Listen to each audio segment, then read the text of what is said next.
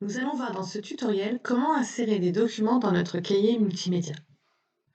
Donc sur l'ANT, je lance l'application Cahier multimédia et j'ouvre mon cahier.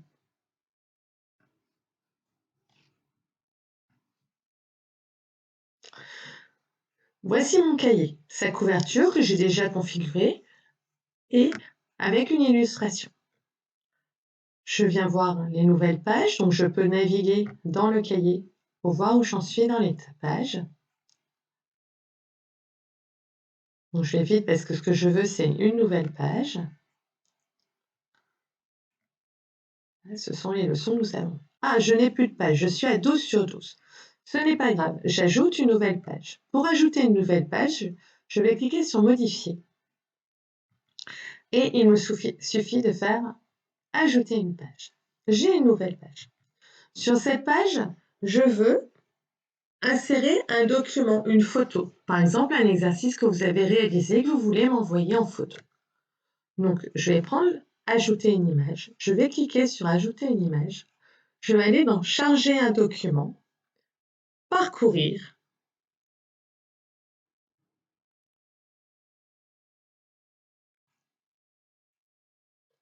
Et là, je vais aller sur le côté dans mon bureau pour aller chercher, si par exemple la photo est sur mon téléphone que j'ai branché avec le fil sur mon ordinateur, je vais aller chercher dans mon téléphone, dans la carte, dans le DCMI, c'est caméra DCMI généralement.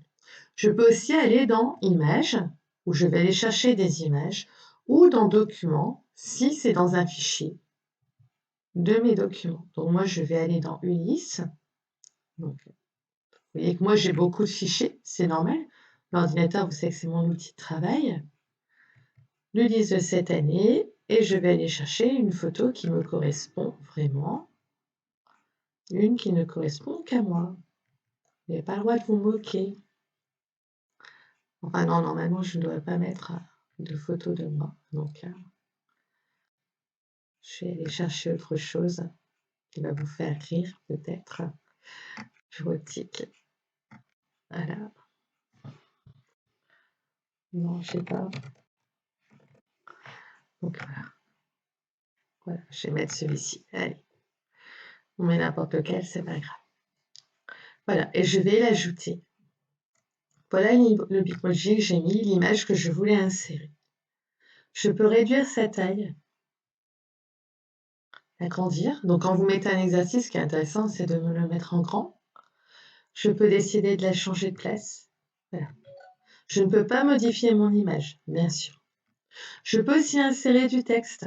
C'est-à-dire si sur mon exercice, j'ai oublié d'indiquer de quel exercice il s'agissait, je peux écrire du texte. Vous voyez, pour déplacer une zone de texte ou une zone d'image, il faut qu'on ait cette petite main, sinon on ne peut pas. Pour écrire, il suffit de faire éditer. Et là, je vais écrire par exemple maths, exo 1, livret, exercice sur les problèmes, par exemple. Voilà. Ce texte que j'ai mis là, je peux décider de le centrer. Je peux décider donc de l'aligner ou de mettre des puces, des numéros, de changer la couleur du texte. Donc par exemple, écrire en rouge, je prends une couleur au hasard. Sinon, ici, on navigue et on dit, tiens, je peux le mettre bleu aussi, changer de bleu à volonté. Alors là, ça n'a pas fonctionné. C'est normal. J'ai oublié de surligner mon texte. Donc si je surligne mon texte, ça va fonctionner. J'aurais choisi ma couleur. OK. Et mon texte va devenir bleu.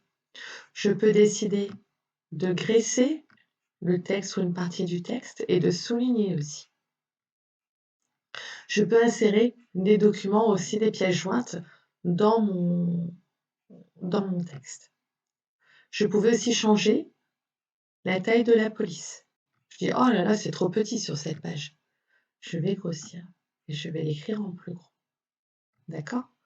Vous trouvez que la présentation n'est pas terrible? C'est pas grave, on peut changer aussi la forme de notre zone de texte et la redéplacer quand on a la petite main. peux même superposer les objets pour que ce soit correct. Et on ne voit pas grand-chose. On va le centrer.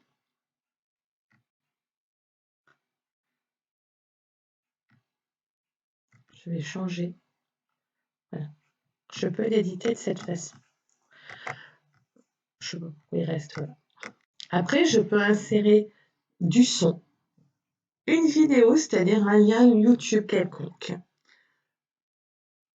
et ajouter une image de fond, la retirer ou même changer simplement la couleur de la page. Enfin, une page orange.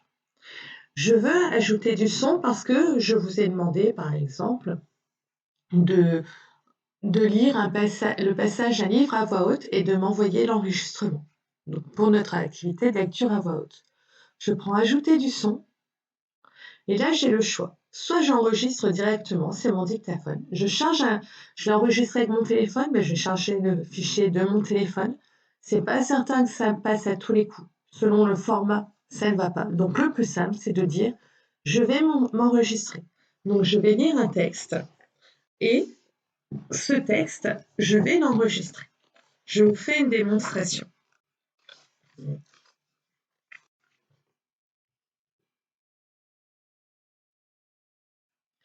Aurora, l'expédition fantastique. Chapitre 1. Le grondement bruyant des moteurs d'un navire volant résonnait dans tout Lantern. « Vite, tire-moi !» s'écria Arthur depuis le toit inférieur. « Fixe ta main au tuyau, vois s'il est suffisamment solide pour supporter ton poids, répondit Maudit. « On va le rater, Maud. »« Mais non, ils viennent juste de mettre les gaz, et si tu n'avais pas été aussi captivé par les îles volcaniques du Nord, si tu n'avais pas insisté pour ajuster mon bras. Bon, d'accord. » Voilà.